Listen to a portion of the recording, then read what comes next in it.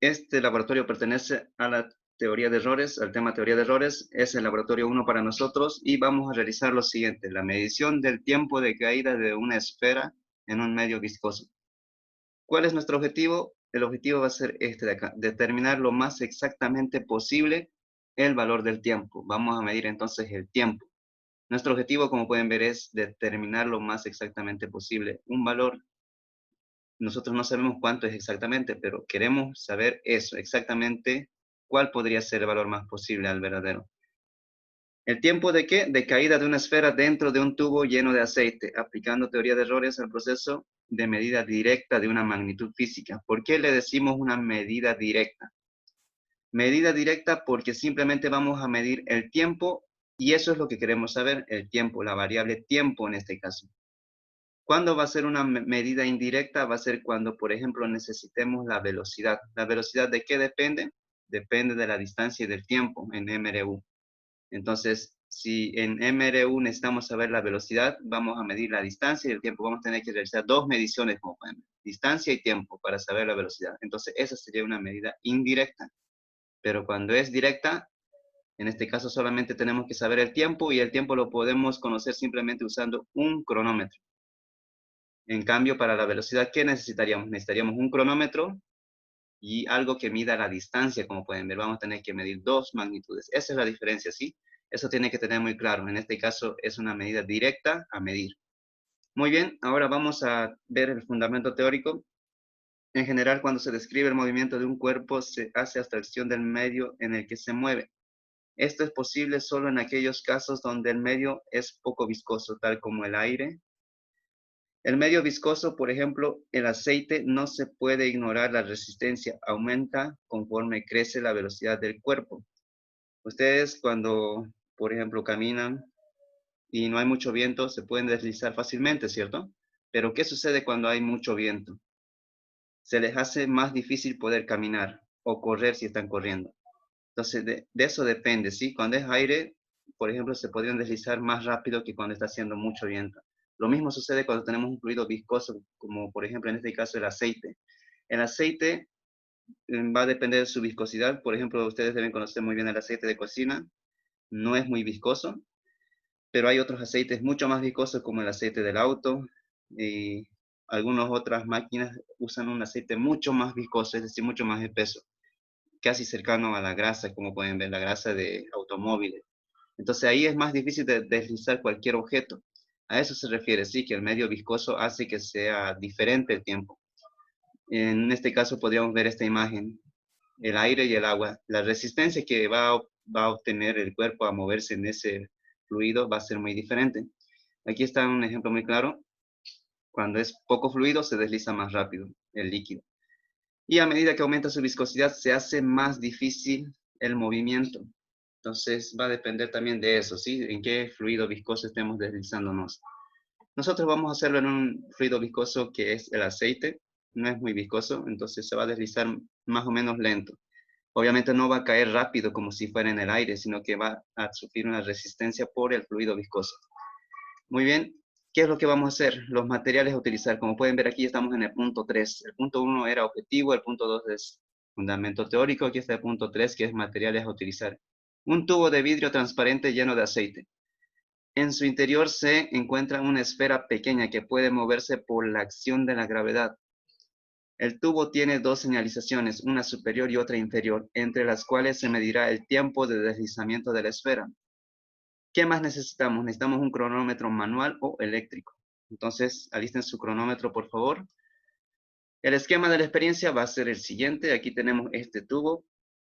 Deberíamos estar en laboratorio y ahí les debería dar yo un tubo real, donde tiene ahí aceite, un fluido aceite y aquí una esfera. Deberíamos usar este cronómetro que tendríamos en el laboratorio y medir ese tiempo. Aquí está la señalización, esta cinta negra. Cuando empiece a bajar la esfera y empiece a tocar esta línea, deberían activar ustedes el cronómetro de inicio.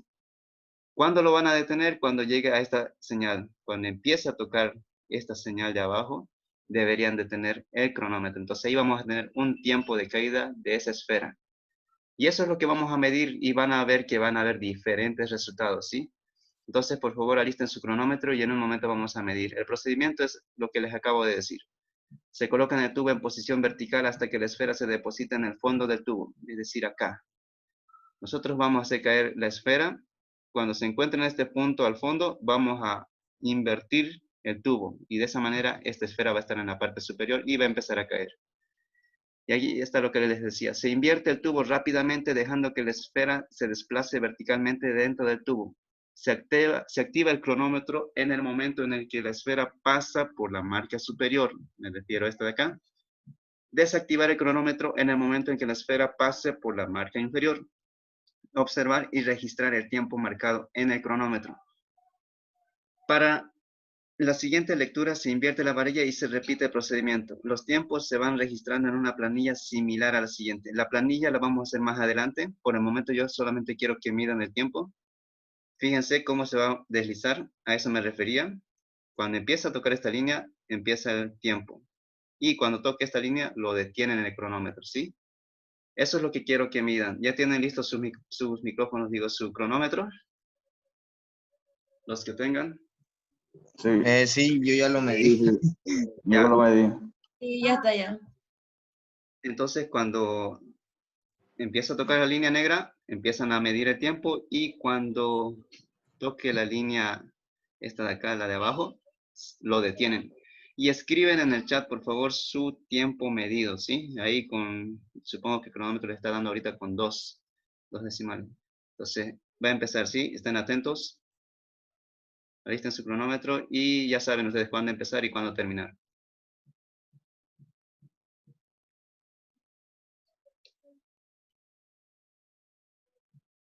Muy bien, anoten en el chat, por favor, cuáles son sus mediciones. Y ustedes ahí también van a poder observar cómo han obtenido sus resultados sus compañeros. Y vamos a ver si son similares. 5.34, 5.13, 4.19, 5.30, 5.30, 4.88. Muy bien. Ya, en esos datos que pueden ver ahí, ¿qué dirían? ¿Cuáles son errores groseros? ¿Cuáles son tolerables? A ver, está entre 5, ¿cuál es el máximo? 13.5. 5.32 es el máximo, el mínimo, ¿cuánto sacaron? Sacaron 4.19. Está un poco distanciado, ¿sí? Por eso es que vamos a realizar 5 veces la medición. 5.34 es el máximo. Ya, muy bien. Vamos a volver a realizar, ¿sí? Estén atentos, vamos a volver a realizar la experiencia. Y vamos a ver si obtienen el mismo resultado ustedes. Es decir, si ustedes sacaron 5.34, vamos a ver si vuelven a sacar el mismo tiempo en la segunda medición. Y van a ver que es poco probable. Así que estén atentos y va a empezar. Y vuelven a anotar en el chat.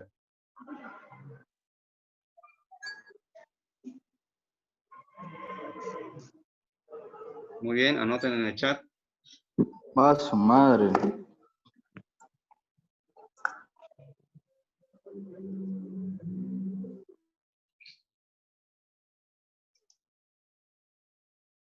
¿Les salió el mismo tiempo? ¿Qué dicen? No, ¿cierto? Si una persona... Varió por 10. No. Entonces, ese es el problema, ¿sí? Por eso es importante la teoría de errores, que hasta uno mismo no va a obtener el mismo resultado por más que vaya midiendo. Al menos que ya gane mucha práctica, entonces, a medida que uno va midiendo esa magnitud repetidas veces, entonces podría disminuir su error al medir. Vamos a realizar una vez más y van a ver si pueden obtener un valor cercano a los dos ya medidos, ¿sí? Entonces, voy a volver a subir la esfera y van a empezar a medir, ¿ok? Estén atentos, en un momento va a empezar. Alisten su cronómetro y en un momento lo empiezo a deslizar.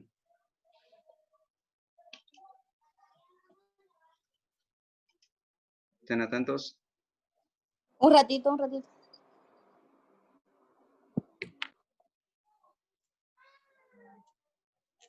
Muy bien, anoten qué obtuvieron.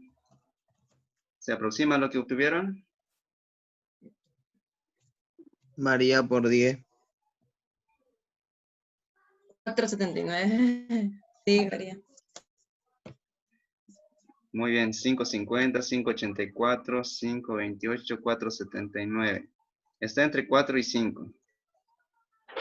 Ahora, sucede que ustedes tienen que dar un reporte, es decir, no le van a decir, digamos, está entre, es decir, he sacado varios tiempos, tienen que dar un reporte. ¿Qué haríamos? Vamos a sacar el promedio, ¿sí? De los valores más próximos. Es decir, ustedes realizarían ahí, va a depender de su criterio, cuántos tiempos van a tomar. ¿Cuántos tomarían ustedes? Es decir, ¿cuántas mediciones realizarían ustedes y sacarían el promedio? Unas 5. ¿5? ¿Qué dicen los demás?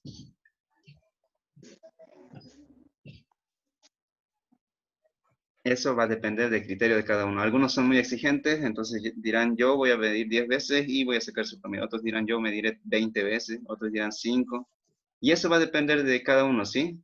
Si ve que con 10 ya no hay mucha variación, es decir, sus tiempos son muy cercanos o la persona realiza una medición que prácticamente no varía mucho, entonces no hace falta hacer 20 mediciones. Entonces depende del criterio ahí, sí, de eso se trata ingeniería, de que ustedes tienen que ver cómo solucionar un problema. Ustedes tienen que ver ese criterio, es decir, no les va a decir un libro, realice 5 mediciones sí o sí. En algunos casos sí, hay normas que hay que seguir, pero en algunas otras no, y ahí es donde el criterio tiene que ser el que defina qué es lo que van a hacer. Muy bien, vamos a suponer que las mediciones que hemos realizado son estas, ¿sí? Esta es la tabla que vamos a llenar. Estas son las mediciones que yo he sacado. Como pueden ver, son diversas, y yo he podido obtener resultados muy próximos. Supongamos que estas son las 5 mediciones. Yo he decidido tomar 5 datos. Como les decía, va a depender de ustedes tomar 6, 7, 8. Pero para el laboratorio vamos a trabajar con 5, ¿sí? Simplemente para agilizar los cálculos, no hacerlo muy moroso, ¿ok? Pero no es que siempre tengan que hacer 5, como les dije. Va a depender de ustedes. Aquí vamos a hallar el valor más probable de la magnitud medida. Ya lo habíamos visto en la fórmula. ¿Cuál era? Era esta de acá. Estaba con X, recuerden, pero yo les decía que va a depender de la magnitud que estemos midiendo. En este caso es tiempo, por tanto vamos a colocar T. T promedio, entonces aquí va a ser igual a la sumatoria de esos tiempos medidos, me refiero a estos tiempos de acá, dividido entre la cantidad de datos que han medido. Hemos medido 5 datos, entonces, ¿qué es lo que van a hacer? Suman todo esto y lo dividen entre N. Si sacan su calculadora y realizan esa sumatoria y lo dividen entre N, van a obtener, ¿qué resultado? Este de acá, 5, 39, 4. Si es que alguien lo pudo comprobar, ¿qué hacemos con ese resultado? Lo colocamos acá en esta columna, a la parte central, 5.39.4. Ese es el promedio. Para nosotros este sería como el dato real, es decir, diríamos que el tiempo que se desplaza es 5.39.4. Entonces, ese sería para nosotros un valor supuestamente más próximo al verdadero, ¿sí? Eso es lo que ustedes tendrían que obtener. Pero, ¿qué sucede? Que no es cierto, sino que hay un rango de variación. Nosotros queremos saber cuánto varía entonces, es decir, cuánto es la variación entre este 5.39.4 más menos cuánto. Y eso lo vamos a hallar más adelante. Vamos a decir que está entre 5.39.4 menos más algún valor. Pero sigamos calculando lo que necesitamos. El error aparente de la medición. La fórmula nos dice que el error aparente es igual al tiempo menos el tiempo promedio. Tomamos el primer tiempo, 5.48 menos 5.39.4, que es el tiempo promedio. Realizamos esa resta y vamos a obtener este resultado. Hemos realizado 5.48 menos 5.39.4. Anotamos en esta primera fila. Lo mismo tenemos que hacer para el segundo dato. 5.24 menos 5.39.4 nos va a dar menos 0.15.4. 5.32 menos 5.39.4 nos va a dar menos 0.074. 5.39 menos 5.39.4 menos 0.04. Y 5.54 menos 5.394 nos da 0.146. Estos serían los errores aparentes. Aquí está, error aparente.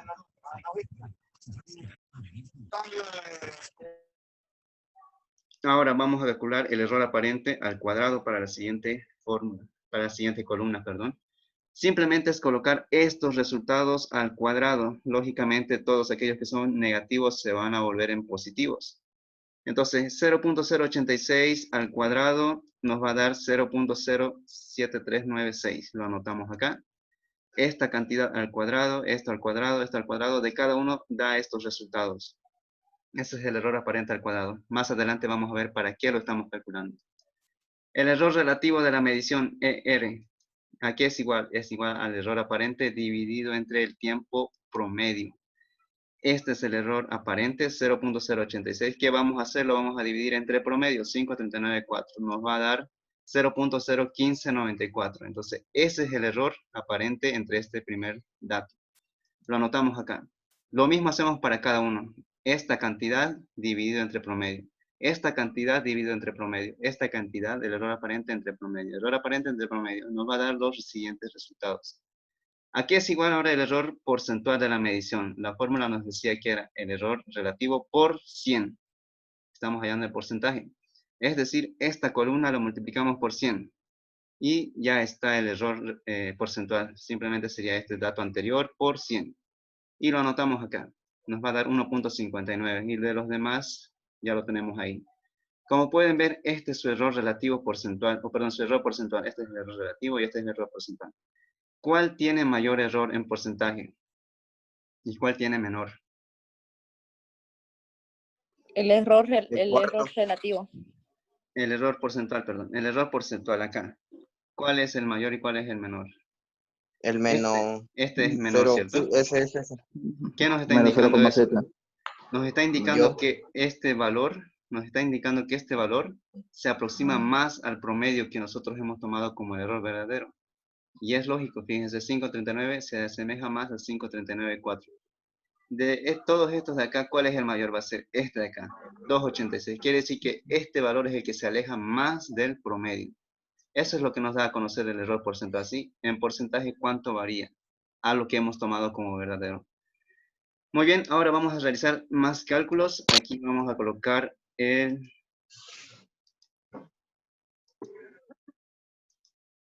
Vamos a calcular el error cuadrático medio. Su fórmula nos decía que era más menos la raíz de ¿quién? De la sumatoria de los errores aparentes al cuadrado. Aquí está, como pueden ver, la columna de los errores aparentes al cuadrado. ¿Qué tenemos que hacer? Sumar todos estos de acá. Eso nos dice acá, la sumatoria de estos errores aparentes al cuadrado dividido entre n. N es 5. Entonces vamos a tener lo siguiente. Sumando todo esto de acá, les va a dar este resultado, 0.05792.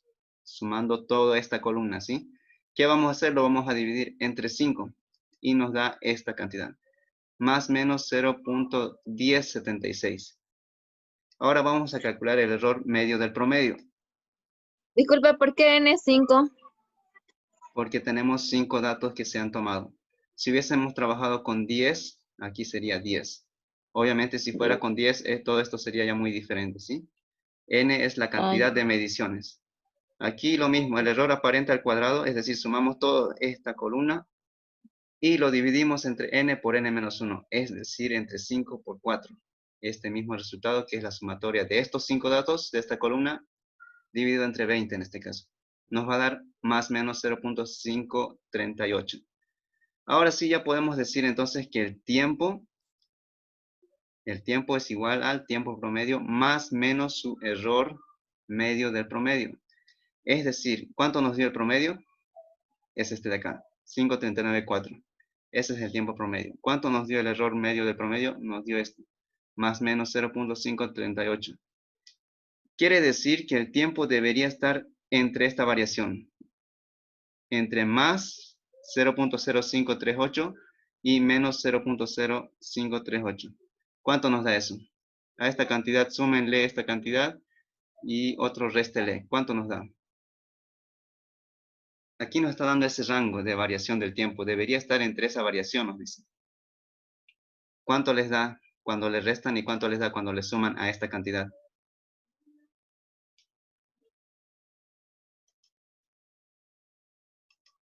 Calculen, por favor, cuánto les da.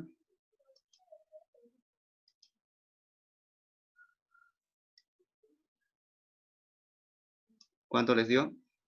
539.4 menos 0.0538.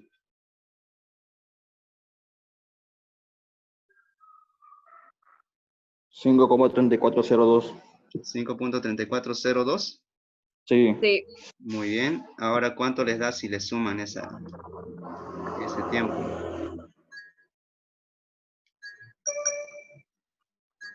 5.4478. 78. Muy bien, esas dos personas anótense por favor si es que no se han anotado. Y ahí está. Esta es la variación. ¿Pueden ver lo que acabo de escribir? ¿Se puede ver esto de acá? Estos números. Sí, se ve. 5.3402 y 5.4478. ¿Se ve? Ya, muy bien. Entonces nos está diciendo que las mediciones que nosotros deberíamos realizar deberían estar mínimo entre 5.3402 y máximo entre 5.4478. Según las mediciones que hemos realizado, ¿cuáles están dentro de ese rango? Están 5.32, no está. 5.48 tampoco está. 5.24 tampoco. 5.39, 539. solo este está, fíjense. Entonces quiere decir Un rango promedio. que cuando realicemos las mediciones del tiempo deberían estar entre este rango. Para eso hemos realizado todo esto. Para saber cuánto debería ser la medición del tiempo de aquí en adelante. De aquí en adelante, entonces ustedes deberían obtener estos resultados, entre 5.34 y 5.44. Si no están en ese rango, quiere decir que el tiempo que han medido está mal. Para eso es lo que se hace todo esto, ¿sí? Nosotros ya hemos determinado un rango de variación para medir el tiempo del deslizamiento de esta esfera en este tubo. Para eso nos sirve todo esto. Como pueden ver, es muy importante. Ahora ya sabemos cuánto debería ser el dato exacto. Debería estar dentro de este rango. Muy bien, ya hemos determinado eso. Ahora vamos a seguir con esto. Una preguntita. ¿Sí? Ahí en el error medio del promedio, es dividido está sobre n por n. ¿Por qué puso 5 por 4? Si n vale 5, ¿no sería 5 por 5 menos 1? Exacto, 5 por 5 menos 1. 5 menos 1 es 4. Muy bien. Ah, ya. Error absoluto del promedio. Eso es lo que vamos a calcular, ¿sí? Recuerden que habían más fórmulas. Una de ellas es el error absoluto del promedio. Ya esto simplemente es para completar cómo se calculan los otros errores. Lo más importante estaba hasta acá, ¿sí? El error absoluto del promedio lo vamos a calcular con esta fórmula. Nos dice que es igual al error medio de promedio, es decir, es igual a este resultado. Ya lo habíamos calculado, directamente lo anotamos. ¿A qué es igual el error relativo del promedio? Como pueden ver, pareciera que es el mismo error relativo de acá, pero esto no es de la medición, es decir, de cada dato hemos sacado acá el error relativo, como pueden ver. Aquí nos dice el error relativo del promedio, es decir, simplemente de este dato.